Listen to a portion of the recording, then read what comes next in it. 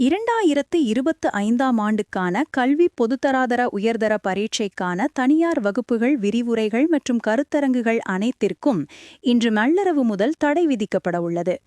அதன்படி பரீட்சைகள் நிறைவடையும் வரை குறித்த தடை நடைமுறையில் இருக்கும் என்று பரீட்சைகள் திணைக்களம் அறிவித்துள்ளது. 2025ஆம் ஆண்டுகால உயர்தர பரீட்சை எதிர்வரும் 10ஆம் திகதி ஆரம்பமாகி டிசம்பர் மாதம் 5ஆம் திகதி வரை நடத்தப்பட உள்ளது.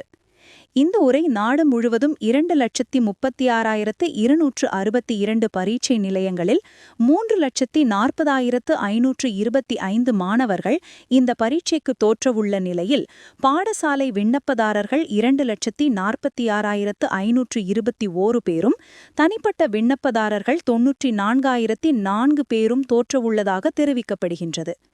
இதேவேளை உயர்தர பரீட்சைக்கு மாணவர்கள் அமைதியாக முகம் கொடுக்க தேவையான சூழலை அமைத்து கொடுக்குமாறு பெற்றோர்களிடம் கோரிக்கை விடுப்பதாக பரீட்சைகள் ஆணையாளர் நாயகம் AKS இந்திகா குமாரி லியனகே தெரிவித்துள்ளார். அத்துடன் மாணவர்களை நல்ல மனநிலையுடன் பரீட்சைக்கு தயார்படுத்துமாறும் வலியுறுத்திய அவர், மாணவர்கள் தமக்கு வழங்கப்பட்டுள்ள நேர அட்டவணைக்கு அமைய பரீட்சைக்கு நன்கு தயாராகுமாறும் அவர் குறிப்பிட்டுள்ளார். மேலும் பரீட்சைக்கான அனுமதி அட்டைகள் கிடைக்கப்பெறாதவர்கள் இலங்கை பரீட்சை திணைக்களத்தின் உத்தியோகபூர்வ இணையதளத்திற்கு சென்று அதனை பெற்றுக்கொள்ள முடியும் எனவும் தெரிவிக்கப்பட்டுள்ளமை குறிப்பிடத்தக்கது.